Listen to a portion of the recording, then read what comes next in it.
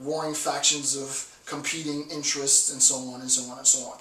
Richer than ever, yet unable to eliminate human wretchedness. I mean, this is just genius, right? There is more wealth, more capital, more money than has ever been the case, which is still true in 2011, yet we haven't done away with human wretchedness. Genocide scholarship, having read and written in the field, I can tell you with certainty how wretched the 20th century was. We killed massive, massive, massive, massive numbers of people, right? Science, too, shows a double contradiction. First, science attempts as a principle that every step has a critical basis. Science assumes that the steps are critical. But the most important step of all, the step of tasks, lacks a theoretical grounding and seems to be taken arbitrarily. The step of setting out the responsibilities for addressing social value isn't addressed, according to Horkheimer, right? Isn't addressed. Second, science has to do with a knowledge of comprehensive relationships, yet it has no realistic grasp of that comprehensive relationship upon which its own existence and its direction depends, namely society, right? So that society and science, it's sort of this hermeneutic, right? There is this wedded, inherent interrelationship for Horkheimer, to keep it simple. I don't want to go too deep. I can take this concept actually a little bit deeper, but between society and science. Society is not even the institution, the relationship, the structure of interpersonal network of relationships, to be technical, in the form of one aspect would be, one interpretation would be in the form of a symbolic interaction, right?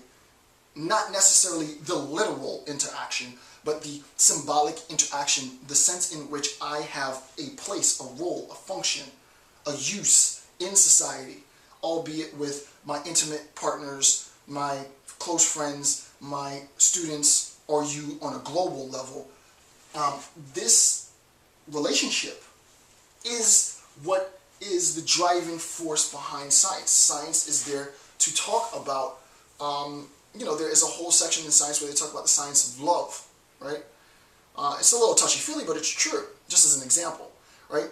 The science of our aggression, of our behavior, right, in the form of cognitive psychology and such, right?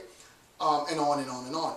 Science is there, obviously, to serve society. So what Horkheimer is saying is that science has to do with the knowledge of comprehensive relationships, yet it has no realistic grasp of the comprehensive relationship upon which its own existence and direction is contingent, depends, society, right? So that we have to recognize the interrelationship between society and science.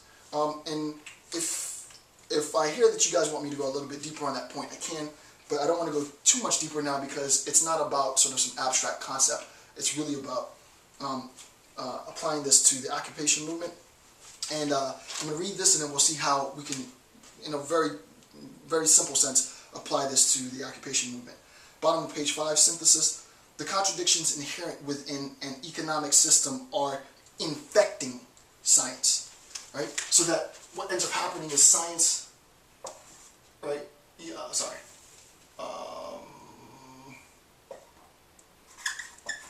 The means of production is diverting, if you will. Someone talked about anthropomorphism.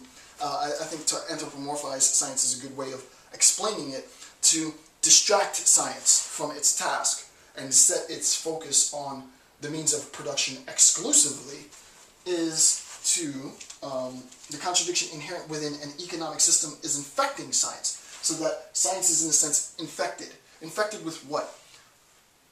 Infected might be too strong of a term, but science has been distracted from the true source of its existence. It exists to serve the benefit of society. And granted, part of the benefit of society is economic stability, and I do human rights lecture. I teach human rights professionally, and I'm not going to go into the whole discussion, first, second, third generation human rights. I have a whole lecture series on that.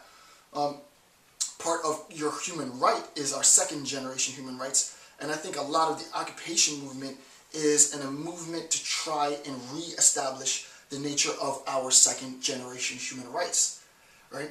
And we need science to help us in establishing these second generation rights, because if we are saying as a society that the means of production is co-opting science and all the profit is rising to the top, and because we are slipping deeper and deeper into poverty, that slipping deeper and deeper into poverty has real world consequences on our health, on our longevity, on our clinical stability, on our mentality. There is an indisputable correlation between sort of your standard of living, your lifestyle, your mental health, your mental well-being, your physical health, your physical well-being, and the socioeconomic status that you are. So the more people that slip into poverty is the more that science is failing to address the health concerns of the population as well. Because now there's going to be overwhelming numbers of people who are more mentally unstable, who are more physically ailed, and so on. Okay, top of page 6, movement-specific note. Simple, very simple. Get scientists to recognize that their institution is under assault.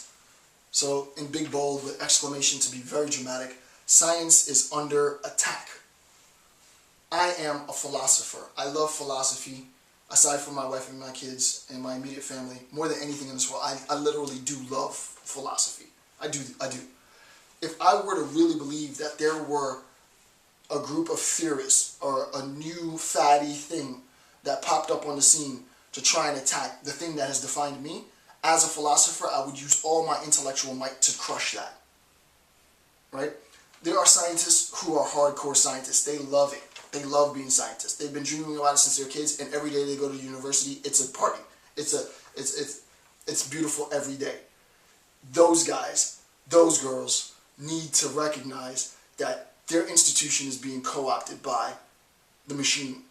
And what they need to do is, I know it's a bit dramatic, scientists need to be mobilized and encouraged to share their stories and grievances and articulate in their own words their agreement or disagreement with the claim that science is under attack. For me, it's not about me. I'm not a source of propaganda. I'm not a source of sort of dictation. This is not about me telling you what you have to do.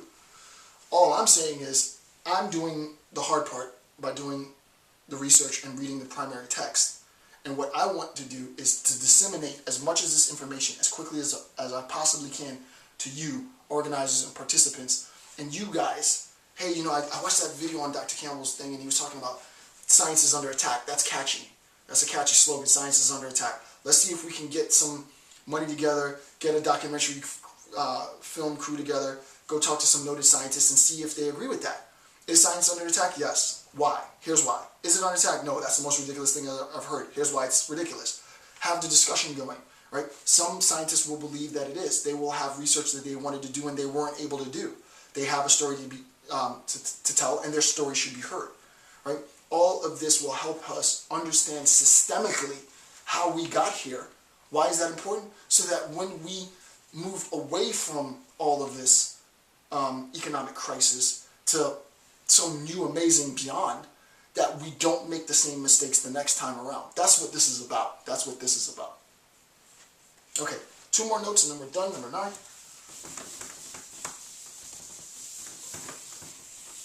Number 9. Quote from Horkheimer: "Insofar as we can rightly speak of a crisis in science, that crisis is inseparable from the general crisis, the general economic crisis. The crisis in science and the general economic crisis for Horkheimer are inseparable. One has affected or infected the other," whichever word you like. "The historical process has imposed limitations on science as a productive force, and these show in and this is what's important, right? And